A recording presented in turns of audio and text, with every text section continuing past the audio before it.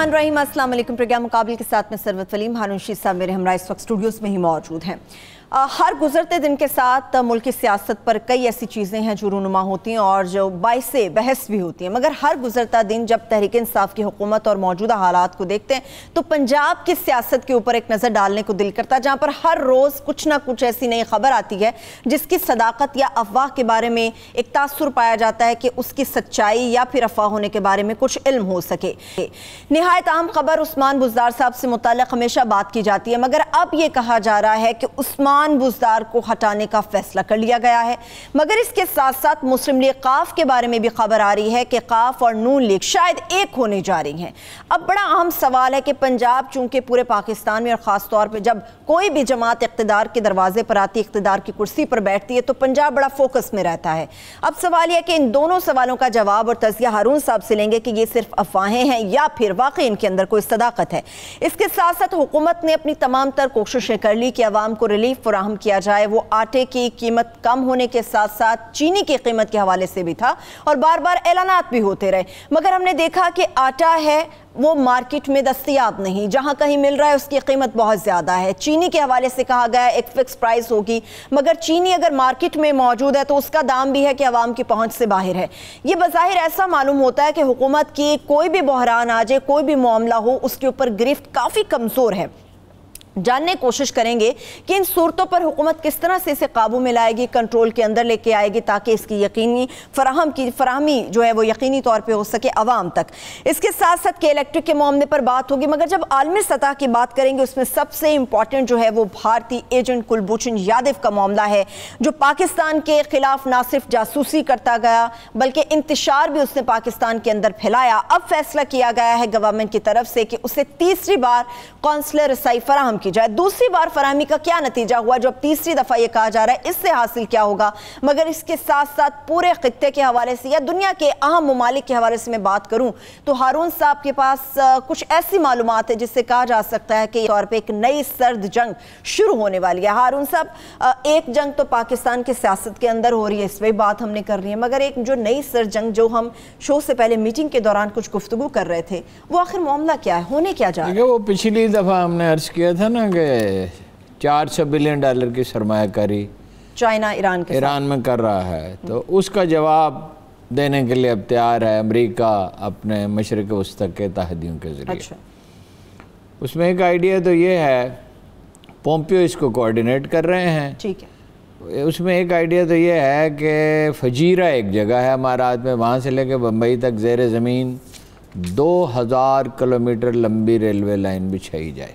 ये दुनिया की गालिबन सबसे तवील रेलवे लाइन होगी, लेकिन ये तो खैर इस पर मैं बाद में आता हूँ। पहले पंजाब और बहुत बड़ी इन्वेस्टमेंट सऊदी अरब पहले ऐलान कर चुका है, अब वो उसको कमिटमेंट को ताज़ा किया है और मोदी साहब चाहते भी यही थे। हम ये समझते थे कि कोई इत्तफाक़न ऐसा हो गया है।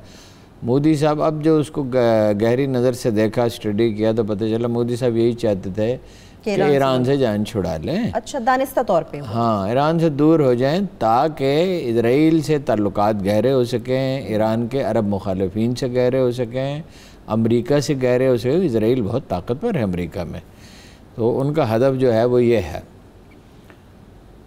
तो इस पे पहले बात पंजाब पे बात कर लें। मेरा ख्याल है यहीं से आगे कंटिन्यू करते हैं, फिर आगे पंजाब की तरफ बढ़ेंगे। जनाब वाला, ना तो बुज़दार साहब जा रहे हैं ना लीग मुत्तहिद हो रही हैं, जो मेरा अंदाज़ा। अच्छा। इसलिए चौधरी परवेज़ इलाही साहब से मेरी बात हुई आज? जी, अभी थोड़ी देर पहले। आज आपका ख्याल है कि पिछले साल हुई होती तो मैं बताता। पिछले साल हुई होती तो मैं पिछले साल मुकाबले में आपसे पूछती, इसीलिए मैंने कंफर्म किया आजकल किस। अभी थोड़ी देर पहले, दफ्तर रवाना होने से कुछ देर पहले मैंने मैसेज भेजा कि बहुत ही ज़रूरी बात करनी है, तो वो उन्होंने एक किस्सा शुरू कर दिया। मैंने कहा ये किस्सा नहीं है, वो एक ज़ाती बात थी। मैंने कहा ये किस्सा नहीं है। वो बार बार कहेंगे बात तो सुनो, इतना अहम मसला है तुम्हारा, तुम्हें परेशानी नहीं। मैंने कहा नहीं कोई परेशानी नहीं। मैंने कहा वो खैर बात कर, मैंने कहा अच्छा बात कर ही लें। जब वो बात कर, मैंने कहा हुजूर मैं तो ये पूछना चाहता हूँ, आपका पीर पगाड़ा के फंक्शनर लीग का और नून लीग का इत्तेहाद कब हो रहा है? अच्छा। उन्होंने इस पर क्या क्या लगाया। उन्होंने कहा हारून साहब इतनी दफ़ा आपसे बात हो चुकी है اتنی دفعہ وہ ہمیں جانتے ہیں ہم انہیں جانتے ہیں، یہ فکرہ وہ ہمیشہ کہتے ہیں، وہ ہم جانتے ہیں ہم انہیں جانتے ہیں، تو ہم ان پہ کیسے بھروسہ کر سکتے ہیں؟ اور مجھ سے زیادہ پیر پگاڑا اس پہ مائل نہیں ہوں گے، ٹھیک ہے، سوال ہی نہیں پیدا ہوتا، ڈٹ کے کھڑے ہو جائیں گے۔ انہوں نے کہا چھاپنے والوں نے تو یہ خبر بھی چھاپ دی کہ میری ملاقات ہوئی ہے مریم سے۔ یعنی ان کا مقصد یہ بتانا تھا کہ یہ صرف افواہ ہے، اس میں کوئی صداقت نہیں ہے۔ 100% افواہ ہے۔ اچھا ویسے مریم صاحبہ سے ہوئی ملاقات؟ نہیں ہوئی نا، آپ نے شاید باتوں میں کچھ نکلوا لیا ہوا۔ نہیں بالکل ملاقات نہیں ہوئی قطعاً۔ میں تو بہت دن سے یہ کہہ رہا ہوں کہ نہیں ہوگی۔ کاف لیگ کی جس چودھری شجاعت صاحب کو میں جانتا ہوں، جن چودھری پرویز الہی کو میں جانتا ہوں، ان کی مسلم لیگ سے اتحاد نہیں ہو سکتا، نون لیگ سے اتحاد نہیں ہو سکتا، ممکن ہی نہیں ہے۔ نہیں ہے۔ دیکھیں نا ان کی جگہ کہاں ہے، جگہ کہاں ہے ان کی؟ اچھا اتحاد ہو جائے تو کوئی نئی جماعت بھی تو بن سکتی ہے ہارون صاحب۔ نئی جماعت کو چھوڑے، فرض کیجئے نون لیگ کو اقتدار مل جاتا، فرض کیجئے، ایک مفروضہ ہے نا، ویسے کہتے ہیں سیاست میں مفروضوں پہ زیادہ گفتگو نہیں کرنی چاہیے۔ تو نواز شریف صاف کہہ چکے ہیں کہ وزیر اعظم ہوں گی مریم، اچھا مریم نواز، ٹھیک ہے، اور باپ بیٹا آپس میں فیصلہ کر لیں وزیر اعلیٰ کون ہوگا، حمزہ ہوگا یا شہباز ہوگا۔ یہ بالکل نواز شریف کی کلیئر پوزیشن۔ مریم قبول ہوگی کس کو؟ عوام کو، وہ تو ایک الگ بحث ہے نا، قبول ہوگی، یعنی اگر ان کا منصوبہ پروان چڑھتا ہے تو وہ انہوں نے کہا باپ بیٹا آپس میں فیصلہ کر لو۔ تو شہباز شریف صاحب جو ہیں وہ ووٹ ان کے نہیں ہیں، ووٹ کس کے ہیں؟ نواز شریف صاحب کے ہیں، نواز شریف صاحب کے۔ اس لیے فرض کیجئے ایسا ہوتا ہے تو اس میں چودھری کہاں کھپیں گے؟ ایک تو یہ مسئلہ ہے، یہ جو کباب میں ہڈی ہے نا وہ ہیں چودھری۔ چودھریوں کے اتنے ووٹ نہیں ہیں جتنے نواز شریف صاحب کے ہیں ہارون صاحب، نون لیگ زیادہ ہے۔ اوہو، اگر ان کا الائنس ہو تو چودھریوں کو ملے گا کیا؟ ابھی کیا مل رہا ہے چودھریوں کو؟ سپیکر ہیں پنجاب اسمبلی کے، حکومت ان کے بل پہ کھڑی ہے پنجاب کی، جب چاہتے ہیں آنکھیں دکھاتے ہیں۔ ناچاکی بھی تو رہتی ہے۔ ہاں تو ناچاکی ان کا کیا نقصان ہوتا ہے اس ناچاکی میں؟ تو عمران خان کا کیا نقصان ہو رہا ہے؟ نہیں، عمران خان تو زیر بحث ہی نہیں ہے۔ زیر بحث یہ ہے کہ کیا لیگیں متحد ہوں گی اور بزدار، اچھا آپ سن لیں بزدار کی، وہ کلیئر ان کا سٹینڈ ہے کہ ہم بزدار صاحب کے ساتھ ہیں۔ میں تو کل صبح سے لوگ مجھ سے پوچھ رہے ہیں کہ بزدار صاحب جا رہے ہیں، بلکہ پرسوں رات سے میں نے پوچھا متبادل امیدوار کون ہے؟ متبادل امیدوار میں نام نہیں لوں گا، ایک صاحب کا انہوں نے لیا، میں نے کہا ان کا تو جہانگیر ترین سے مراسم ہے، ان کا تو سوال ہی نہیں پیدا تھا۔ اچھا ایک صاحب کا انہوں نے نام لیا، وہ زلفی بخاری کے کزن ہیں۔ اچھا جی ٹھیک ہے۔ تو زلفی بخاری سے تو ادارے خوش نہیں ہیں، زلفی بخاری تو ایک مشکوک کردار ہے۔ عثمان بزدار سے خوش ہیں؟ عثمان بزدار صاحب سے چاہے نہ خوش ہوں، مگر یہ ہے کہ بھائی ایک فرض کیجئے ایک ایسا آدمی ہے جو پرفارمنس نہیں دے رہا، مگر مسئلہ تو نہیں پیدا کر رہا کوئی۔ زلفی بخاری کا اس ان کے کزن کو بنا دینے کا مطلب یہ ہوگا کہ زلفی بخاری ہی وزیر اعلیٰ ہیں پنجاب کے۔ ٹھیک ہے۔ اور اب مجھے اندیشہ یہ ہے کہ آپ اس میں تفصیل میں نہ جائیں، عثمان بزدار صاحب کی روحانی حمایت انٹیکٹ ہے۔ اچھا چلے میں اس کی تو عثمان بزدار کہاں جا رہے؟ میرے خیال میں نہیں جا رہے۔ ٹھیک ہے۔ اب یہ جو کمپین ہے یہ نون لیگ کی کمپین ہے۔ میں یہ نہیں کہتا کہ اخبار نون لیگ کے کہنے پہ یہ باتیں کر رہے ہیں یا وہ پھیلا رہے ہیں یا کوئی گروپس ایسا کر رہے ہیں۔ کہیں تو چنگاری ہے ہارون صاحب۔ نہیں دیکھیں نا، بعض اوقات ہمارے ساتھ ایسا ہوتا ہے کہ ڈس انفارمیشن کوئی پلانٹ کر دیتا ہے، اور وہ بھی بعض اوقات اس کی بھی نیت خراب نہیں ہوتی۔ مثلاً یہ ٹائیگرز کی شرٹس کے معاملے میں مجھ سے غلطی ہو گئی اور موقع مل گیا فدائی نے عمران خان کو کہ انہوں نے وہ جناب شور مچایا کہ دیکھو کوئی شرٹ نہیں چھپ رہی اور کوئی ایسی بات نہیں بھی آئی، پھر آپ نے بھی اس چیز کو وہ بعض اوقات یہ ہوتا ہے کہ بھائی کوئی غلط فہمی بھی ہوتی ہے، اندازے کی تجزیے کی غلطی بھی ہوتی ہے نا، ان کو نیت ٹھیک بھی ہو۔ سینئر جرنلسٹ جو یہ کہہ رہے ہیں کوئی ان ایکسپیرینسڈ جرنلسٹ نہیں ہے، اور ایک ولنگنس ٹو بلیو ایک چیز ہے، بعض چیزوں پہ ہمارا دل چاہتا ہے یقین کر لیں، دلائل چاہے کمزور ہی ہوں۔ او بھائی عثمان بزدار کا متبادل کون ہے، اور یہ کیا حالات سازگار ہیں کہ وزیر اعلیٰ کو ہٹا دیا جائے؟ وہ تو دیکھیں نا پورا بندوبست کرنا پڑے گا چودھریوں کی اور ان کی انڈرسٹینڈنگ سے ہی ہوگا نا۔ 12 ووٹ چودھری پرویز الہی نے نون لیگ کے لیے تھے، ٹھیک ہے، جو وزیر اعلیٰ کو جتنے ووٹ ملے اس سے 12 ووٹ زیادہ لیے تھے جی۔ تو اگر عثمان بزدار صاحب کو ریپلیس کرنا ہے تو بات کس سے کرنی ہوگی؟ چودھریوں سے۔ لیکن نون لیگ کے اندر جو فارورڈ بلاک کے حوالے سے خبریں آ رہی ہیں ہارون صاحب، وہ کاف لیگ کو سائیڈ لائن، اگر وہ پی ٹی آئی میں شامل ہو جاتے ہیں وہ لوگ، تو کاف لیگ کی پوزیشن کمزور ہو سکتی ہے پنجاب کے اندر۔ اگر وہ شامل ہو جائیں، اس کے لیے پنجابی کا ایک محاورہ ہے کہ ہمارے خاندان میں اگر کسی کی کوئی موت نہ ہوتی کبھی تو ہماری اپنی ذاتی فوج ہوتی ایک۔ چلے وہ تو بھائی یہ تو مفروضہ ہے نا، اگر ہو جائیں شامل، اگر ہو جائیں شامل۔ کچھ اطلاعات بھی ہیں ہارون صاحب آ رہی ہیں کہ کہاں کہاں پہ ملاقاتیں شامل ہوتے تو نہیں نا۔ دیکھیں نا ڈی اسٹیبلائز نون لیگ کیوں رکھتی ہے؟ تاجروں میں اس کی لابی بہت طاقتور ہے۔ کتنی امپورٹ تھی جب نون لیگ تھی؟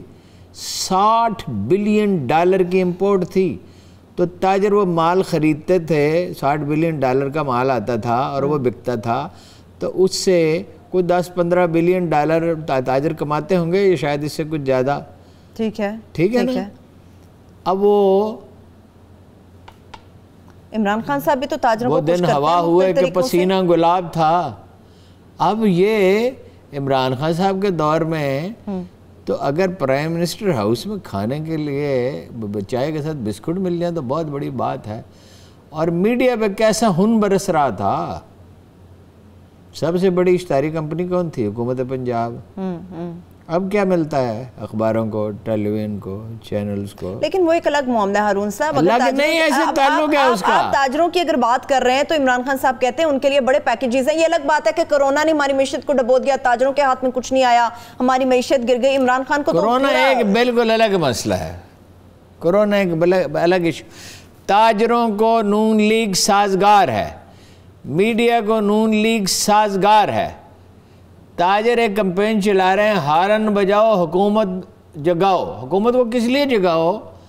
تاکہ ہم زیادہ سے زیادہ پیسہ کما سکیں۔ ہر سال لون جو ہے، اگر یہ فرض کیجئے $10 بلین لیتے ہیں تو نواز شریف ہوگا تو $20 بلین لیں گے۔ اگر امپورٹ ہوتی ہے 30 بلین کی تو تب ہوگی $60 بلین کی۔ تو فائدہ تاجروں کا کس میں ہے، میڈیا کے کس میں ہے؟ تو یہ سب کو چھوٹ۔ عوام تو پنجاب کے کب سے ہارن بجا رہی ہے، وزیر اعلیٰ تو نہیں تبدیل ہو رہا۔ ایک پرفارمر کی ضرورت ہے نا۔ سارے ایشوز کو گڑبڑ تو نہ کریں۔ نہیں، آپ بات کر رہے ہیں ہارون صاحب، آپ نے پنجاب کے وزیر اعلیٰ کی بھی بات کی۔ وزیر اعلیٰ پہ اتنی دفعہ ہم رائے دے چکے ہیں کہ بچے کو یاد ہے۔ نہیں، اب تو رائے کی بات نہیں ہے ہارون صاحب، اب تو باقاعدہ خبریں اس طرح کی آ رہی ہیں، اس لیے میں آپ سے پوچھ رہی ہوں۔ میں تو آپ کو یہ بتا رہا ہوں کہ یہ ہونے والا ہے۔ اب بیچ میں اس کو چھوڑ کے اب میں اس بحث میں پڑ جاؤں کہ عثمان بزدار صاحب نے یہ کیا کیا؟ بھئی 1000 دفعہ تو میں بتا چکا ہوں میری رائے کیا ہے اس میں۔ میں آپ کو جو ایشو ہے اس پر رہیں۔ ایشو یہ ہے کہ کیا عثمان بزدار جا رہے ہیں؟ میرے خیال میں نہیں جا رہے۔ کیا لیگیں متحد ہو رہی ہیں؟ میرے خیال میں نہیں ہو رہی۔ بس یہ ہے بات۔ چلیے ٹھیک ہے، اگر یہیں تک گفتگو ہے تو پھر آگے بڑھ جاتے ہیں ہارون صاحب۔ اب آتا ہے حکومت کے کارکردگی کے اوپر بات کر لیتے ہیں، بحرانوں کے اوپر بات کر لیتے ہیں۔ اب آٹا چینی کے اوپر، ان کی قیمتوں کے اوپر کئی دفعہ حکومت نے یقین دہانی کرائی۔ آپ کو پتہ ہے آٹے کے کیا معاملات رہے، پھر 860 کے اوپر آ کے بات طے ہوئی۔ 860 روپے میں بھی آٹا مارکیٹ میں دستیاب نہیں ہے۔ اس کی کیا وجہ؟ حکومت تو کمزور ہے نا پھر۔ دیکھیے حکومت تو ہے ہی نہیں، کمزور کیا مطلب ہے؟ حکومت کی ریٹ کہاں ہے؟ حکومت کی تو کوئی ریٹ نہیں ہے، نہ سوجھ بوجھ ہے۔ بھائی لاہور میں تو آٹا ہو گیا قدرے سستا، مہیا ویسے اویلیبل ہے، ایسی بات نہیں ہے کہ اویلیبل نہیں ہے۔ آپ کے جس دکان سے آپ آٹا خریدتے ہیں، نہیں ہارون صاحب، میں اور عوام بہت ساری ایسی دکانوں سے آٹا خریدتے ہیں جہاں پہ ملتا نہیں ہے، اگر ہے تو ریٹ بہت زیادہ ہے۔ جب فلکچویشن جب ہوتی ہے ہو جاتا ہے وقتی مسئلہ۔ لیکن وہ تو پہلی بات تو یہ ہے کہ گندم ایک کم نہیں ہے، اگر کم ہے تو کوئی زیادہ کم نہیں، اور امپورٹ کی اجازت دے دی گئی ہے۔ دوسری بات یہ ہے کہ ریلیز کرنے میں تاخیر کی گئی۔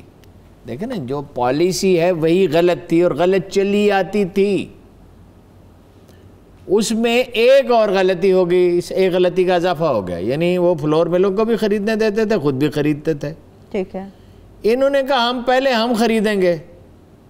اس میں بیچنے والے کو نقصان ہوا. گندم کی مارکیٹ پرائس 1600 روپے سے کم نہیں تھی، 1400 روپے پہ انہوں نے خریدی. فلور ملوں کو خریدنے نہیں دی، انہیں مہنگی خریدنی پڑی. ٹھیک ہے. خریدار کا نقصان ہوا کہ بھئی آٹا تو فلور مل سے آتا ہے نا، حکومت کے گودام میں تو گندم پڑی ہے تو پڑی ہے.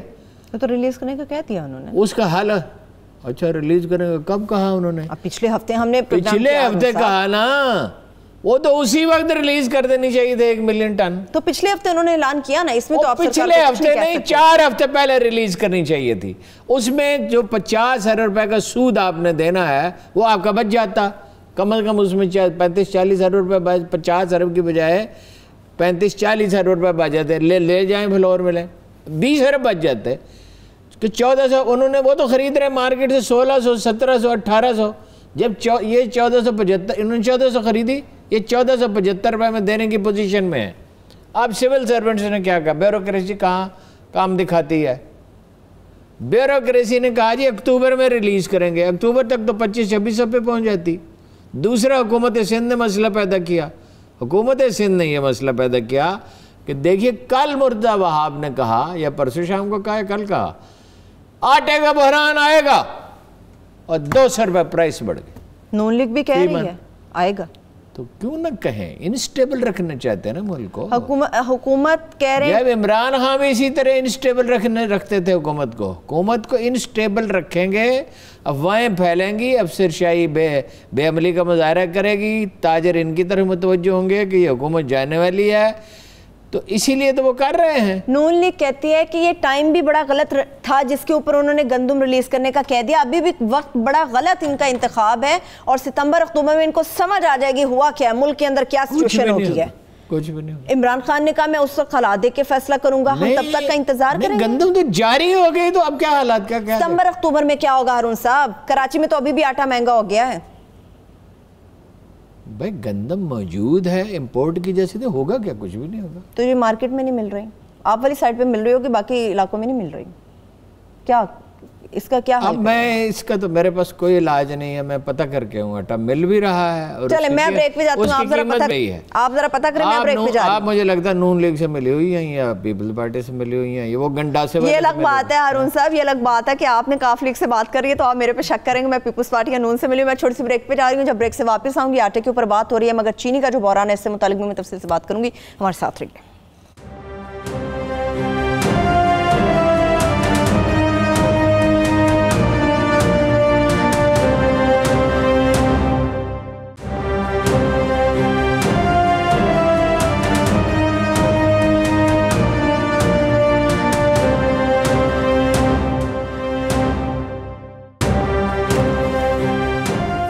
بریک کے بعد ایک بار پھر سے پروگرام میں ہم آپ کو خوش آمدید کہیں گے. آٹے کی بات ہم نے کر لی. ہارون صاحب چینی کا معاملہ، اس کے اوپر بھی حکومت کا کنٹرول نہیں ہے.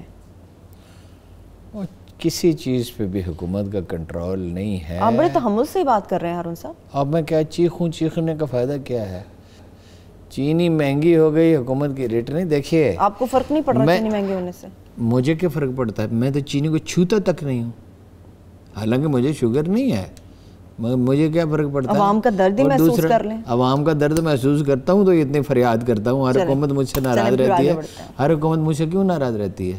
عوام کی بات کرتا تو اور کس لیے؟ اور میں نے کیا کسی وزیر اعظم کی اس عوام میں مجھے بھی شامل کر لیں، اس کی کھوتی کو ہاتھ لگایا ہے. ہارون صاحب اس عوام میں مجھے بھی شامل کر لیں، مجھے بھی بڑی تکلیف ہے. نہیں تو اس کا مجھ سے کیا پوچھ رہی ہیں؟ سارے عوام واضح ہیں. آپ کا دوست عمران خان سن رہا ہوگا نا، اس لیے پوچھ رہی ہیں. اچھا یہ عمران خان میں جتنے غلط فیصلے اس نے کیے وہ میری چوک کے، وہ کبھی میرا دوست تھا، اس لیے جو بھی غلط فیصلہ ہوگا اس کا میں ذمہ دار. آپ نے ٹی وی پہ بیٹھ کے اناؤنس کیا تو میں نے کہہ دیا. ایک منٹ، اس کی عمر تھی 42 سال جب میری اس کی ملاقات ہوئی.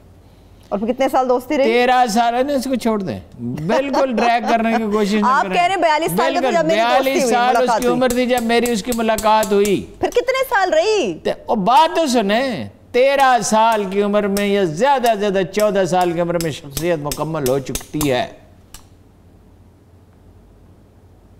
اور میں نے دھرنے کی مخالفت کی ڈٹ کے، وہ سارا کفارہ ادا کیا، اور ہر پروگرام میں یہ قصہ آپ لے کے بیٹھ جاتی ہے. صحبت کا اثر ہوتا ہے. اس نے جو بھی غلط کیا وہ میری وجہ سے کیا. میں تو کہہ رہی ہوں جو اس نے اچھا کیا وہ کسی اور کی وجہ سے ہارون صاحب صحبت کا اثر ہوتا ہے. میں سمجھ رہی ہوں شاید خان صاحب نے آپ کی صحبت کا کچھ اثر لے لیا ہو. میری صحبت کا؟ آپ کے دوست تھے اس لیے. میری صحبت کا اثر؟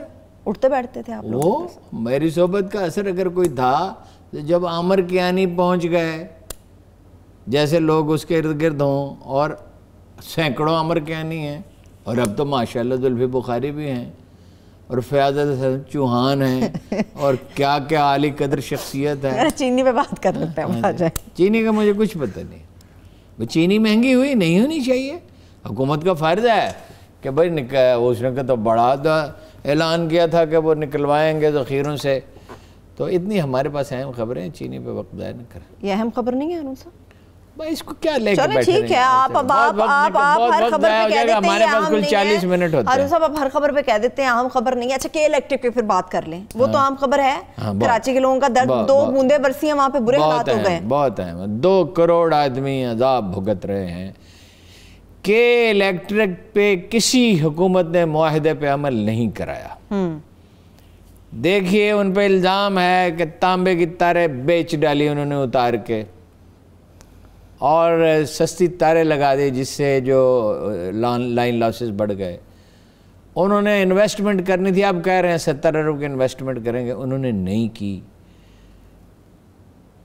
نتیجہ یہ ہے 3600 میگا واٹ کی ضرورت ہے. اب مرکزی حکومت کوشش کر رہی ہے کہ انہیں دے، کچھ یہاں سے بجلی بھی دے، پنجاب سے جائے گی، اور جہاز بھی آ لگا ساحل پہ تیل کا، اور گیس بھی دینے کے لیے تیار ہے، ہر چیز. وہ کہتے ہیں ہم انویسٹمنٹ کریں گے، اور کوئی پولیٹیکل پارٹی صحیح معنوں میں احتجاج بھی نہیں کرتی. جماعت اسلامی نے احتجاج کیا لے دے کے، اور تو کوئی احتجاج بھی نہیں کرتا. اور ہماری سیاست کے گنڈاسہ بردار سلطان راہی اب میدان میں ہے کہ انہوں نے کہا عمران خان پیسے لیتا ہے. ویسے آپ کس کی طرف اشارہ اب راج گروپ بلاول بھٹو ہے، اور سلطان راہی کون ہے؟ سلطان راہی سے نہ ملائیں بلاول بھٹو کو. سلطان راہی کی ایک الگ کردار ہے، آپ کہاں بلاول کے ساتھ ملا رہے ہیں؟ پچھلے 2 ہفتوں سے تو وہ سلطان راہی گنڈاسہ اس کے ہاتھ میں ہے، اور وہ سنجرانی کے نہ کیس سے بچ سکتا ہے، نہ وہ جعلی کھاتوں کا کیس سے بچ سکتا ہے، نہ اس کے والد صاحب بچ سکتے ہیں. ہم نے کیا قسمت پائی ہے، حکمران ہمارا سلطان راہی کا ویسے کردار بڑا اچھا ہوتا ہے عمران خان. اب آپ سلطان راہی پہ مجھ سے گفتگو کرنے کی شروع کریں. تشبیہ پہ بحث نہیں کی جاتی. اب مکسچر کچھ غلط ہے نا، تشبیہ پہ بحث نہیں کی جاتی. یہ مکسچر کچھ غلط ہے ہارون صاحب. نہیں، تشبیہ پہ بحث نہیں کی جاتی. میں تیسری دفعہ آپ کو کہہ رہا ہوں، میں اردو ادب کا طالب علم ہوں.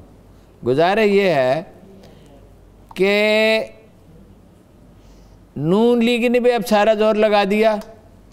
ٹھیک ہے، کیا قسمت ہم نے پائی ہے. ادھر ہے عمران خان صاحب، مجال ہے انہیں معیشت اور سیاست کا کچھ پتہ ہو یا کچھ سیکھنے کی کوشش اجلاس تو کرتے ہیں، کریں. اب یہ اجلاس پہ بحث شروع کر دیں گے. دوسری طرف ہے حضرت مولانا فضل الرحمان. کس چیز کا کاروبار وہ کرتے تھے؟ ڈیزل کا. ان کی قیادت میں اپوزیشن، اس میں کون ہے؟ آصف علی زرداری، اللہ کی شان. وہ کہہ رہا ہے کرپٹ ہے عمران خان. کون کہہ رہا ہے؟ بلاول بھٹو. عمران خان کی کابینہ میں ارد گرد تو ایسے لوگ ہیں، رشوتستانی تو ملک میں عام ہے، کیونکہ سول سے سول ادارے تباہ ہو چکے. پولیس میں بھی رشوتستانی اسی طرح ہے، پٹوار میں بھی اسی طرح ہے، سرکاری دور میں. محکمہ خوراک تو سب کو پیچھے چھوڑ گیا. محکمہ خوراک کو تو بالکل ختم ہی کر دیں اگر، تو گندم شاید سستی ہو جائے، اس لیے کہ ہر مل سے انہوں نے پیسے لینے ہیں. سلطان راہی صاحب یہ کہہ رہے ہیں کہ ابراج گروپ سے عمران خان پیسے لیتا ہے. اللہ کی شان. نواز الدین نصر اللہ خان کہا کرتے تھے خدا کی شان کہ کلچڑی گنجی چڑی. کلچڑی گنجی سے مراد ہے ایک گنجی چڑیا. حضور بلبل بستاں کرے نوازن جی. وہ عمران خان میں تو خوبی ایک ہی ہے کہ پیسے نہیں لیتا، باقی تو اللہ کے فضل سے کار حکمرانی کا تو عالی جناب کو پتہ ہی نہیں کہ وہ ہوتی کیا ہے. تو باقی تو لیتے ہیں نا، عمران خان لیتا، باقی نیچے والے تو لیتے ہیں ہارون صاحب. نیچے والے تو کوئی کسر چھوڑتے نہیں. وہ آئے کہاں سے ہیں؟ تو پھر وہ کاف لیگ سے آئے ہیں، وہ پیپلز پارٹی سے آئے ہیں، وہ نون لیگ سے آئے ہیں. یہ وہی لوگ ہیں جو ہمیشہ سے اس ملک پہ مسلط رہے ہیں اور آج بھی مسلط ہے۔ چلیے ٹھیک ہے، مان لیا کہ اللہ کی شان بلاول بھٹو یہ گنوا رہے ہوتے ہیں کہ عمران خان کرپشن کر رہا ہے یا پیسے لے رہا ہے۔ عمران خان ناصرین کی جماعت تو لے رہی ہے، لوگوں کو تو جیسے عوام کو میں نے اس کا جواب ہاں میں دے دیا نا، اب اور کیا کہیں تو میں لکھ کے دے دیتا۔ نہیں، لکھ کے نہیں دینے کے بعد ہارون صاحب ایک معاملہ لے رہے ہیں نا، ایک معاملہ ہے، اس کے اوپر بحث تو ہو سکتی ہے نا۔ بحث کیا بحث، میں تو کہہ رہا ہوں ہاں ٹھیک تو ٹھیک ہے، جس طرح سے عمران خان نے لوگوں کو بتایا وہ بھی لوگوں کو بتا رہے ہیں کہ عمران خان ہے کرپٹ۔ وہ کہہ رہے ہیں عمران خان پیسے لے رہا ہے پرسنلی ابراج گروپ سے، اور عمران خان کی بہن جو ہے، دیکھ کسی کی بہن کا نام لینا نہیں چاہیے، عمران خان کی بہن نے پیسے اس کے پاس کہاں سے آئے؟ بھائی وہ ٹیکسٹائل کا بزنس کرتی تھی اور امریکہ سے پیسہ آتا تھا، تو امریکہ سے دبئی آتا تھا، اس نے غلطی کی، اس نے ڈکلیئر نہیں کیا، اسے عدالت میں جائیں اور جتنا جرمانہ اس پہ ہونا چاہیے وہ اس کو ادا کرے۔ اب یہ کیا بات ہے کہ دیکھیے ایک قصور کسی کا ہے، ایک قصور نہیں ہے۔ عمران خان کے پہ کم تنقید ہم نے کی ہے، لیکن بلاول بھٹو یہ کہے کسی کو کرپٹ ہے، کمال ہے جی۔ چلیے زرداری کہے تو ہم کہہ سکتے ہیں کمال ہے۔ بلاول نے کیا کیا ہے بتائیں؟ بلاول نے کیا کیا ہارون صاحب؟ وہ اپنے ابا کی وجہ سے سنجرانی کی جو زمین ہے اس میں 25% شیئر اس کا ہے، شیئر اس کا نا۔ بلاول نے کیا کچھ؟ یہ تو اس کے ابا حضور نے کیا جو کیا، پھر بلاول پہ کیوں تنقید کر رہے ہیں؟ بھائی بلاول سنجرانی میں اس کا 25% حصہ ہے، وہ 30 برس کا آدمی ہے، وہ مین اپوزیشن لیڈر بننا چاہتا ہے، اور ہم کہیں گے وہ بہت اچھا ہے۔ کیا ہماری مت ماری گئی، ہم ان اخبار نویسوں میں شامل ہو جائیں جو اس کو مین اپوزیشن لیڈر بنانے کی کوشش کر رہے ہیں؟ اس کے باپ نے، نانا نے ملک کو صنعتی دور سے جاگیرداری دور میں دھکیل دیا، ذوالفقار علی بھٹو نے۔ ٹھیک ہے، اس کی میری بات سنیں، اس کی ماں کا جو والدہ صاحبہ تھیں وہ قتل ہو گئے، خدا ان کی مغفرت کرے، ان کا سرے مال کا اور ہار کا قصہ بھی سب کو پتا ہے۔ زرداری صاحب نے جو کچھ کیا، اب ہمارے سروں پہ بلاول بھٹو بیٹھے گا۔ میں یہ نہیں کہہ رہی ہارون صاحب کہ ہمارے سروں پہ بلاول بیٹھے گا، نہیں، اس کا آپ کہتے ہیں اس کا قصور کیا ہے؟ میں صرف آپ سے یہ بات کہہ رہی ہوں ہارون صاحب، قصور اس کا یہ ہے کہ وہ اس جرم میں، ان جرائم میں شامل ہے۔ جعلی کھاتوں پہ اس پہ دستخط ہیں یا نہیں ہے؟ چلیے ٹھیک ہے، جس ادوار میں پیپلز پارٹی نے یہ چیزیں لی، زرداری نے لی، محترمہ لی، جس نے بھی لی، بلاول ان ادوار میں بڑا چھوٹا تھا۔ بلاول بہت معصوم نہیں ہارون صاحب، نہیں ہارون صاحب، اگر وہ عمران خان صاحب کو کہتے ہیں کچھ بھی تو وہ ان لوگوں کی وجہ سے کہتے ہیں جو خان صاحب کی جماعت میں شامل ہیں۔ یہ کیا بات ہوئی؟ یہ کیا بات ہوئی؟ اگر وہ یہ کہتے تو آپ وہ تو سارا ملک کہتا ہے، وہ تو سارا ملک کہتا ہے، وہ تو نیب کا چیئرمین بھی کہتا ہے کہ کرپٹ لوگ حکومت میں موجود ہیں۔ تو بلاول اور غلام شاہ خان کے خلاف مقدمہ، وہ کہہ رہا ہے عمران خان، یہ جھوٹ ہے۔ ٹھیک ہے، یہ جھوٹ ہے، عمران خان صاحب ملوث نہیں ہے، میں نہیں کہہ رہی کہ خان صاحب ملوث ہیں۔ آگے چلنا یہ بلاول بھٹو جی سلطان صلاح الدین ایوبی کے ہم پلہ آدمی ہیں۔ تو ٹھیک ہے نا ہارون صاحب، پھر آپ پھر بحث کے اوپر جب ایک نقطہ رہے گا میں اس کے اوپر بات کروں گی پھر۔ ٹھیک ہے، اب بھارت کی بات کرتے ہیں، کلبھوشن کی طرف بڑھتے ہیں۔ حکومت نے تیسری مرتبہ ہارون صاحب کہا کہ جی کونسلر رسائی دی جائے گی۔ دوسری مرتبہ سے کیا حاصل ہوا جب تیسری مرتبہ یہ چیز کہی جا رہی ہے؟ اس کا حکومت کو فائدہ ہے؟ اس کے بے شمار، اس کے بہت سے پہلو ہیں، انٹرنیشنل برادری پہ اس کا امپیکٹ ہو رہا ہے۔ وکلاء نے مشورہ دیے، دیکھیے عالمی عدالت انصاف نے تو کہا تھا ایک دفعہ ایکسس کافی ہے، دوسری دفعہ کیوں دی اور تیسری دفعہ کیوں دی؟ دیکھیے دوسری دفعہ کے لیے انہوں نے اتنی سخت شرطیں عائد کی کہ ہم جس زبان میں چاہیں بات کریں، ملیالم میں، مراٹھی میں، انہوں نے وہ بھی مان لی تھی۔ انہوں نے کہا 2 آدمی ملوں گے، وہ بھی مان لی۔ بالکل ایسا انہوں نے کہا بیچ میں شیشہ ہٹا دے، وہ بھی ہٹا دیا۔ ٹھیک ہے، ہر بات مان لی۔ اب کلبھوشن ناراض ہے، پاکستان یہ چاہتا ہے کہ وہ اپیل کرے۔ پاکستان کیوں چاہتا ہے اپیل کرے؟ پاکستان اس کو تھوڑا ڈیلے کرنا چاہتا ہے، اس لیے کہ موت کی سزا ہے اس کی۔ اگر وہ سزا ہو جاتی ہے تو یورپی یونین آپ کا کیا وہ جی ایس پی سٹیٹس ہوتا ہے، میں ٹھیک میرا خیال تلفظ میرا شاید غلط ہو، اس کے نتیجے میں آپ کی بین الاقوامی طور پہ آپ پہ تنقید ہوگی، آپ کا نقصان ہوگا، آپ دباؤ میں آئیں گے۔ میری معلومات ویسے یہ ہیں کہ انڈین ایمبیسی آج رات، ابھی جس وقت یہ پروگرام ہو رہا ہے، ممکن ہے وہ لوگ روانہ ہو چکے ہوں ملنے کے لیے، یہ شاید کل ملیں، شاید میں کہہ رہا ہوں، یقینی نہیں، سورسز یہ کہہ رہے ہیں کہ ملاقات ہو سکتی ہے۔ ٹھیک ہے، ٹھیک ہے۔ انڈین ایمبیسی وہ حکومت پاکستان چاہتی ہے انڈین ایمبیسی اپیل کر دے تاکہ اسے وقت مل جائے غور کرنے کے لیے، کوئی صورت نکالے۔ میرا خیال ہے وہ نہیں کریں گے۔ کیوں؟ اس لیے کہ وہ چاہیں گے کہ رحم کی اپیل جائے چیف آف آرمی اسٹاف کے پاس. اچھا. ان میں دونوں صورتوں میں پاکستان پہ تنقید ہوگی. اگر اسے موت کی سزا دی جاتی ہے تو یورپی یونین اور دوسرے ممالک جو موت کی سزا کے خلاف ہیں وہ آپ پہ تنقید کریں گے اور ممکن ہے کہ کچھ رعایتیں بھی آپ سے واپس لے لیں. ایک بات. ٹھیک ہے. دوسری بات یہ ہے اگر اسے سزائے موت دی جاتی ہے, نہیں دی جاتی ہے تو یہ مسئلہ. اگر نہیں دی جاتی پھر کیا ہوگا؟ پھر یہ جو سوشل میڈیا کا ابلیس ہے, ابلیس کے فرزند ہیں ارباب سیاست. نہیں, وہ دوسرا مصرع اس پہ زیادہ صادق آتا ہے, آزادی اظہار ہے ابلیس کی ایجاد. پھر الزام یہ لگے گا کہ تم لوگ نرمی کر رہے ہو اور اس کو جاسوس کو سزا نہیں دے رہے. جو جاسوس کا لفظ کچھ دن سے استعمال, اور مجھے حیرت ہے, ہی از اے ٹیررسٹ. جاسوس تو نہیں ہے, اس نے ٹیررزم کا نیٹ ورک بنایا تھا.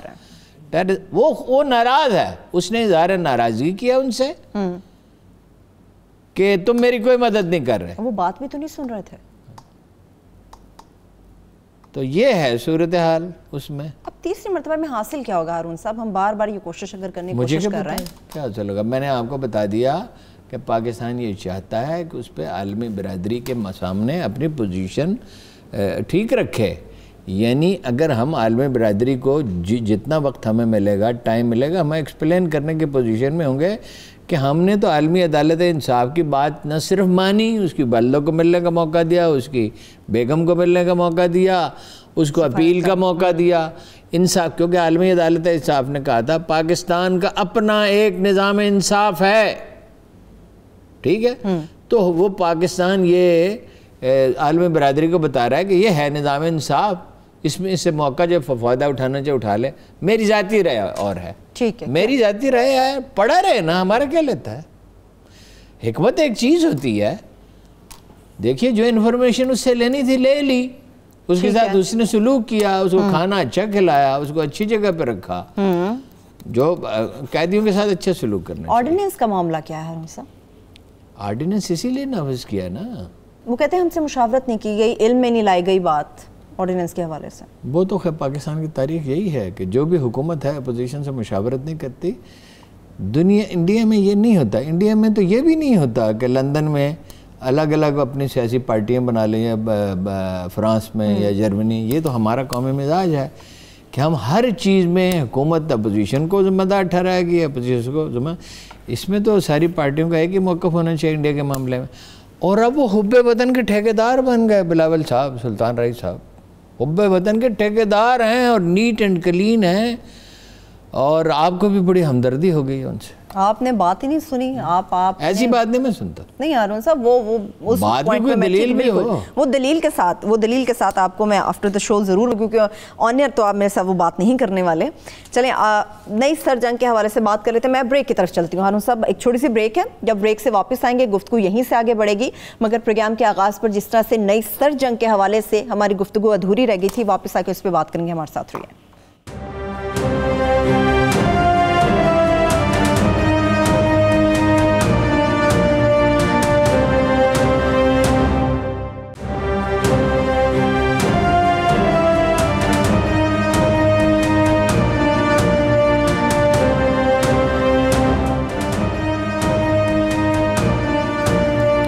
کے بعد ایک بار پھر سے پروگرام میں ہم آپ کو خوش آمدید کہیں گے. اب بڑھیں گے اس اہم موضوع کی طرف ہارون صاحب جو آغاز پر ادھورا رہ گیا. جی بتائیے. جی سر جنگ کے حوالے سے جو ہم بات کر رہے تھے, انڈیا کے حوالے سے اور متحدہ عرب امارات کے حوالے سے. دیکھیے چین نے ان تمام احتیاطوں کو خیر بات کہہ دیا ہے. ایک 20 سال پہلے کا چین تھا جس کے بارے میں کہا جاتا تھا وہ کبھی اپنی سرحدوں سے باہر نہیں نکلے گا. اس وقت ہم یہ کہتے تھے, ایک آدھ کالم میں نے اس پہ لکھا تھا کہ انسانی فطرت کے خلاف ہے کہ وہ باہر نہ نکلے. کوئی ملک طاقتور ہو جائے اور اپنا دائرہ اثر بڑھانے کی کوشش نہ کرے, یہ ممکن نہیں ہے. مگر چینی جو ہیں وہ بہت سلیقہ مند لوگ ہیں, انہوں نے بہت تکلیفیں اٹھائیں, مصیبتوں سے گزرے ہیں, غلامی سے گزرے ہیں, افلاس سے گزرے ہیں, خانہ جنگیوں سے گزرے ہیں. تو وہ ہوا لگنے نہیں دیتے, پتہ ہی نہیں چلنے دیتے. اب وہ باہر نکل آئے. اب ایشیا اور افریقہ وہ کہتے ہیں ہمارے دائرہ اثر میں, ایشیا خاص طور پہ, ایران سے $400 بلین کی جو ڈیل انہوں نے کی تو بیک جنبش قلم، ہمارا خیال تھا ایرانی پارلیمنٹ سے پچھلی دفعہ جب ہم بات کر رہے تھے کہ 2-4 ہفتے لگیں گے، 2 دن میں انہوں نے نمٹا دیا کہ صحیح ختم کیا۔ صحیح۔ ایران کا مطلب کیا ہے؟ ایران کا مطلب ہے ایران سے وہ عراق میں داخل ہو جائیں گے، ایرانی رسوخ ہے عراق میں، ان کے مکتب فکر کی میجورٹی ہے، عراق سے وہ شام میں داخل ہو جائیں گے۔ شام جو ہے اس کا سمندر جو ہے وہ اسے بحیرہ روم کہا جاتا تھا، وہاں سے یورپ کا آغاز ہوتا ہے۔ رومی جو ہے یہ یعنی وائٹ ریسز کو کہا جاتا تھا، صحیح، یہ بنو افرق عرب انہیں کہتے تھے یا رومی کہتے تھے، ٹھیک ہے۔ 2 ان کی سلطنتیں تھی، ایک کا دارالحکومت روم تھا اور ایک کا یہ جو جدید آج کا ترکی ہے تو یہ تھا۔ تو اگر وہ یورپ ادھر امریکہ کیا ہے کہ جاپان اس کا حلیف ہے، آسٹریلیا اس کا حلیف ہے، بھارت کا بڑی طاقت ہے، چھوٹے تو بہت سارے حلیف ہیں اس کے، عرب ممالک بھی اس کا حلیف ہیں، اور وہ چین کے جنوبی سمندروں تک دباؤ اس نے پیدا کر دیا۔ چین نے اس میں راستہ یہ نکالا سی پیک کا، جی ٹھیک ہے۔ اب تجویز یہ ہے، ایک تو میں نے آپ کو ٹرین کا بتایا، 2000 کلومیٹر لمبی ٹرین سمندر کے نیچے، ٹھیک ہے، میرے علم میں نہیں ہے کہ اتنی طویل کوئی ہو۔ ایک سعودی عرب $100 بلین کی سرمایہ کاری کا اعلان پچھلے برس کر چکا ہے۔ ایک وہ وہاں بنائیں گے $70 بلین سے ریفائنری، ٹھیک ہے، اور ایک وہ بنائیں گے وہاں ان کے جتنی ضرورت ہے، جتنے عرصے کے لیے وہ تیل ذخیرہ کرنا چاہتے ہیں، کرناٹک میں یا مہاراشٹر میں، اچھا، اس کے لیے کوئی میرا خیال $30 بلین کی سرمایہ کاری کریں گے، اس کا مطلب مزید بھی کریں گے۔ یعنی امریکہ ہے، عرب ہے، اسرائیل ہے، امارات ہیں، اور جاپان تو ہے ہی، آسٹریلیا تو ہے ہی، بھارت تو ہے ہی۔ پومپیو اس کی حوصلہ افزائی کر رہے ہیں۔ بھدرا کمار ایک صاحب ہیں جو پاکستان میں بھی رہے ہیں، پاکستان میں وہ سفیر نہیں تھے، کئی ملکوں میں سفیر بھی رہے ہیں، انڈیا کے، اب میں انڈین اسٹیبلشمنٹ کے آدمی ہیں، ان کے ٹویٹ سے یہ پتہ انکشاف ہوا، ظاہر سوچ اسٹیبلشمنٹ کے آدمی ہیں، انڈین اسٹیبلشمنٹ کے، ان کے ایک ٹویٹ سے یہ انکشاف ہوا کہ یہ جو باتیں میں نے عرض آپ سے کی ہیں کہ ایک ڈیل ہونے والی ہے جو مدر آف آل ڈیلز ہوگی، یعنی اس کا مطلب یہ ہے کہ ایران کے ساتھ معاملات کا ادراک ہونا تھا، وہ اس کی پہلے سے تیاری کر رہے تھے۔ دوسری بات یہ ہے کہ مودی نے پلان کیا کہ ایران سے کیا حاصل، بھائی ان سے 20% تیل خرید رہے تھے، ان جو جتنا خریدتے تھے اسے 20% کر دیا، چین ان سے خریدے گا 25 سال تک اور ایران سارا تیل انہیں دے دے تو بھی چین کے لیے کافی نہیں ہوگا، سستے داموں ہوگا میرے خیال میں، وہ نہیں سستے داموں تو کوئی چیز کو کسی کو دیتا ہی نہیں، انٹرنیشنل مارکیٹ پرائس ہوتی ہے۔ باقی یہ ہے کہ لانگ ٹرم ایگریمنٹ اگر ہوتا ہے تو اس میں راستے تو ہوتے ہیں، وہ تو ہم بھی کر سکتے ہیں لانگ ٹرم اگر کر لیں، لیکن اس میں وہ تو اپنا دیکھیں گے نا صورتحال کیا ہے جو چینیوں کو سوٹ کرتا ہوگا۔ تو یہ کشمکش ہو چکے شروع، تو عمان کی ایک بندرگاہ ہے، اس کے ساتھ معاہدہ کیا انڈینز نے، جو بیک وقت بحیرہ عرب اور بحر ہند ان دونوں میں جہاں سے آپریٹ کیا جا سکتا ہے۔ اچھا، 15 لاکھ انڈین سعودی عرب میں کام کرتے ہیں، ہمارے لیے حاجیوں کا کوٹہ ہے، انڈیا کے لیے نہیں ہے، انڈیا کے لیے کوئی کوٹہ نہیں ہے، انڈیا جتنے چاہے بہتر ہے، اب تو خیر کرونا ہے نا، نہیں ویسے عام حالات میں 15 لاکھ انڈین وہاں کام کرتے ہیں۔ اچھا یہ نہیں ہے کہ عرب چلے گئے انڈیا کے ساتھ، امریکن پریشر ہے، جب آپ اپنے پاؤں پہ کھڑے ہی نہیں ہیں، پھر یہ ہے کہ مودی کی نگاہ اس پہ ہے کہ اسرائیل کی لابی طاقتور ہے، انڈیا کی کافی طاقتور ہے، امریکہ، عرب ممالک، اسرائیل اور انڈیا، یہ ایک الگ الائنس بن رہا ہے۔ جاپان تو ہے ہی پہلے آلریڈی ہے، آسٹریلیا ہے، ٹھیک۔ اب ایرانی سفیر نے یہ کہا ہے کہ پاکستان، ایران، ترکی چین، پاکستان، ایران، ترکی اور روس. ٹھیک. روس کا مطلب ہے روس اور سینٹرل ایشیا. سینٹرل ایشیا اس میں خود بخود شامل ہے. اس نے اس کے لیے اصطلاح استعمال کی گولڈن رنگ. یہ ایک الائنس بن سکتا ہے. مستقبل میں ایگزیکٹلی کیا ہوگا یہ تو ہم نہیں کہہ سکتے، غیب کون جانتا ہے. لیکن اب چین باہر نکل آیا. ٹھیک ہے. اور چینی آپ کو پتہ ہے سب کچھ کھا جاتا ہے. امریکہ کے سامنے اب ایک ایسا حریف کھڑا ہے جو بہت طاقتور ہے. روسیوں کے دلوں پر زخم ہے، وہ اس کا حساب کر رہا ہے. امریکہ بھی تو ہارون صاحب خود کو مضبوط کر رہا ہے کسی نہ کسی طرح، اور بھارت کو بھی مضبوط کر رہا ہے. بہت بڑی طاقت ہے امریکہ. اب بھی بڑی طاقت تو اب بھی امریکہ ہے، لیکن یہ یونیپولر ورلڈ تھی اور اس میں امریکی رسوخ چین سے بہت زیادہ تھا.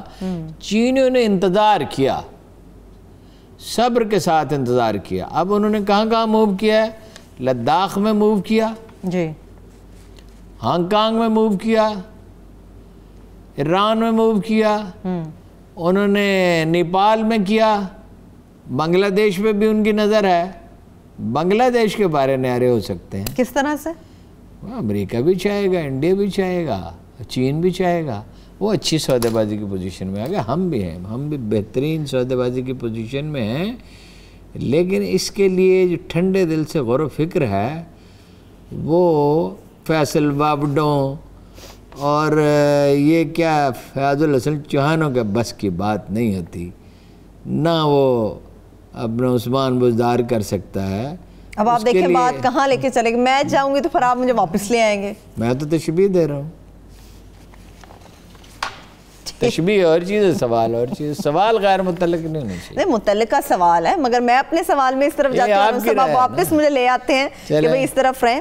اچھا ہارون صاحب، آپ کی گفتگو سے جتنا بھی مجھے اندازہ ہو سکا ہے، دنیا کا ہر ملک کسی نہ کسی طرح لابنگ میں مصروف ہے، اپنے آپ کو مضبوط کر رہا ہے.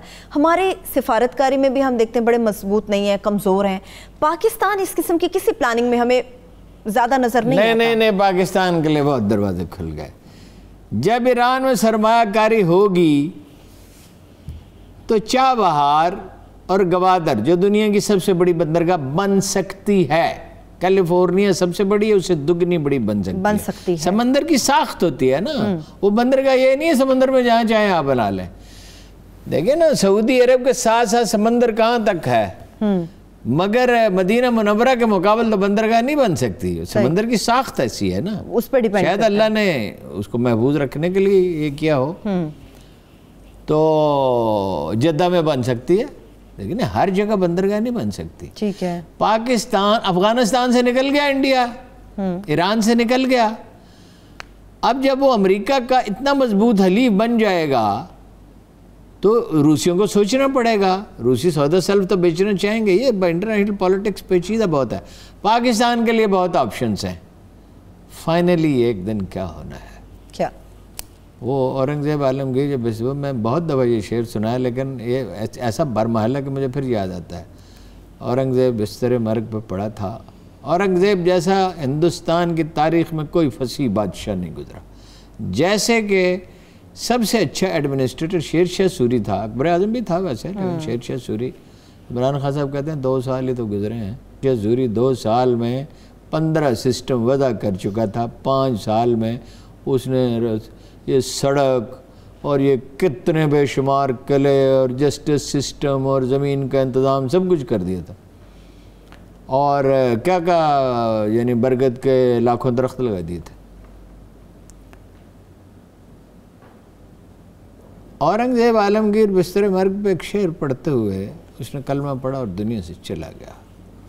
بہر لحظہ بہر ساتھ بہر دم دگرگوں میں شود احوال عالم. ہر گزرتی ہوئی ساتھ کے ساتھ دنیا کا معاملہ بگڑ رہا ہے. اب واقعی بگڑ رہا. اس وقت تو اس کی مغل بادشاہت کے لیے بگڑ رہا تھا نا، مسلمانوں کے لیے کہہ رہے ہیں بگڑ رہا تھا. اس لیے کہ خود بگڑ گئے تھے، تو جو خود بگڑ جائے جو قوم، اس کے لیے حالات خراب ہی ہونے ہیں نا. اب دنیا جو ہے نا یہ اپنے انجام کی طرف ایسا لگتا ہے جا رہی ہے. مجھے ایسا لگتا ہے وہ وقت بہت قریب آ پہنچا جس کی جناب رسالت مآب نے پیش گوئی کی تھی کہ اپنی سرحدوں سے باہر نکلے گا اسرائیل، بے چین ہو کے۔ انہیں کس چیز کی یاد آتی ہے سب سے زیادہ؟ جب وہ مدینہ منورہ سے نکالے گئے تھے اور خیبر چلے گئے تھے، پھر خیبر پہ اسلامی رسول اللہ صلی اللہ علیہ وسلم خود تشریف لے گئے تھے، اور ایک سحر اٹھے اور فرمایا، ان قلعوں پہ نظر کی، یہودیوں کے قلعوں پہ نظر کی، اور کہا بری ہے ڈرائے گیوں کی صبح۔ یہ جو کانفلکٹ ہے یہ بڑھتا چلا جائے گا ایسا لگتا ہے، اور آپ نے فرمایا آخر میں صرف 2 خیمے رہ جائیں گے۔ ایک تو آپ نے یہ فرمایا کہ 1/3 تو دجال سے جا ملیں گے، یعنی مسلمان 1/3 تو دجال سے ملیں گے، 1/3 لڑیں گے اور ہاریں گے، وہ فاسق ہوں گے، اور پھر 1 جو تہائی ہیں وہ غالب آئیں گے۔ سبحان اللہ۔ ٹھیک ہے، اور یہ فرمایا صرف 2 خیمے رہ جائیں گے، ایک اسلام کا ایک کفر کا، بیچ میں کچھ نہیں ہوگا۔ سبحان اللہ۔ چلے مجھے اجازت دیجیے ہارون صاحب، بہت شکریہ، میں تمام دیکھنے والوں کے بھی قیمتی وقت کا بے حد شکریہ، مجھے اجازت دیجیے، اپنا بہت سارا خیال رکھیے، اللہ حافظ۔